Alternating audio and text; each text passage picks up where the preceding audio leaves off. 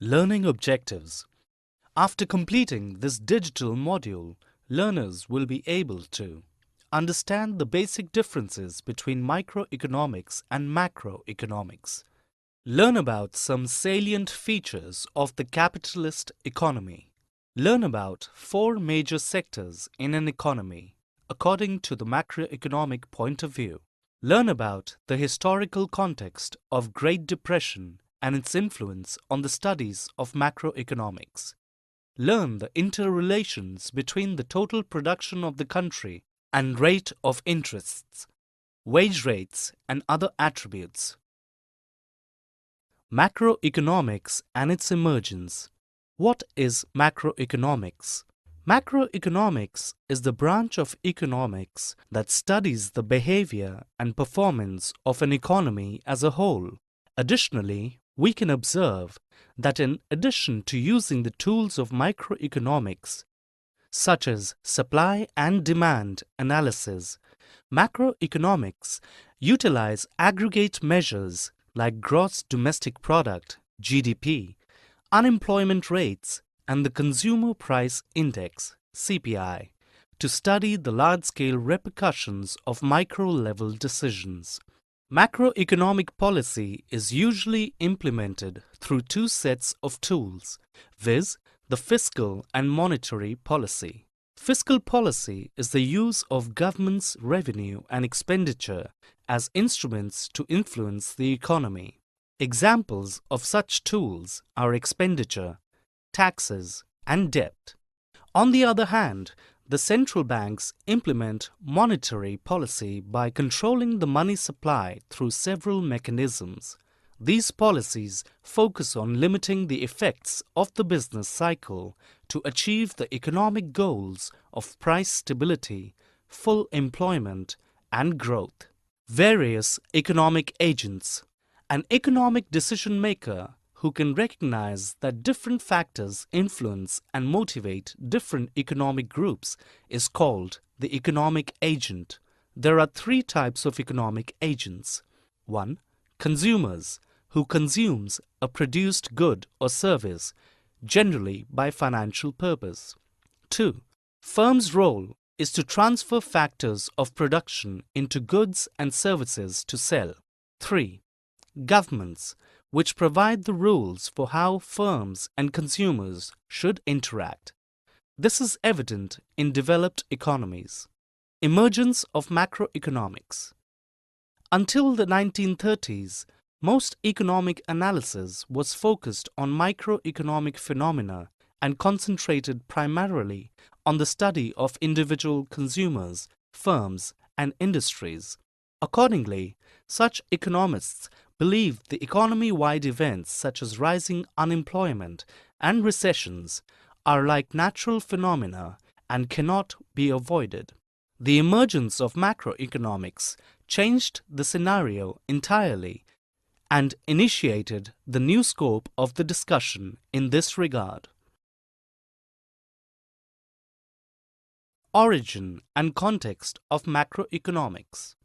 Origin of macroeconomics.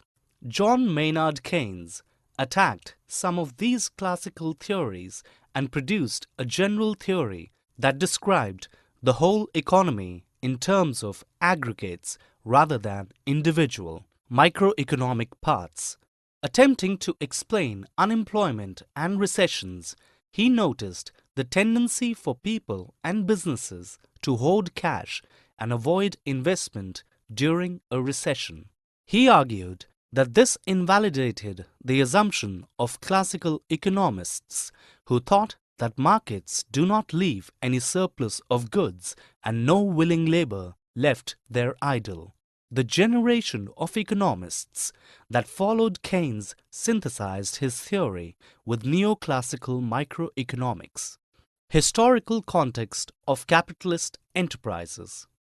Capitalism is an economic system based upon private ownership of the means of production and their operation for profit. Characteristics central to capitalism include private property, capital accumulation, wage labor, voluntary exchange, a price system, and competitive markets.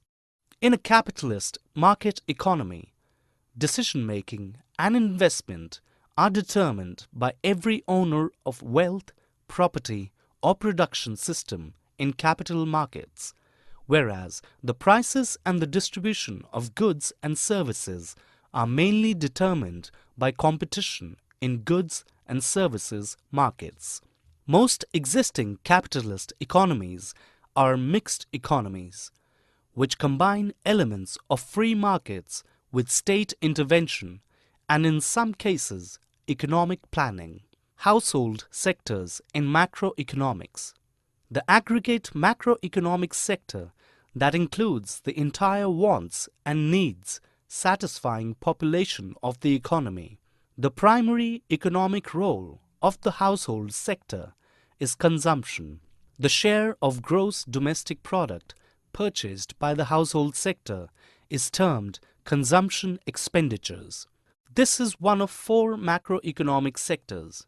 The other 3 are business sector, government sector, and foreign sector. Summary.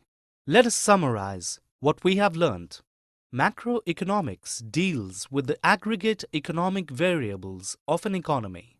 Prices of different goods and services generally have a tendency to rise or fall simultaneously. The price or employment level of this representative good will reflect the general price and employment level of the economy. Macroeconomic policies are pursued by the state itself or statutory bodies like the Reserve Bank of India, RBI, Securities and Exchange Board of India, SEBI, and similar economic institutions. The Great Depression of 1929 and the subsequent years saw the output and employment levels in the countries of Europe and North America fall by huge amounts. A typical capitalist enterprise has one or several entrepreneurs where people exercise control over major decisions and bear a large part of the risk associated with the firm enterprise. After producing output with the help of these 3 factors of production, namely capital, land, and labor, the entrepreneur sells the product in the market.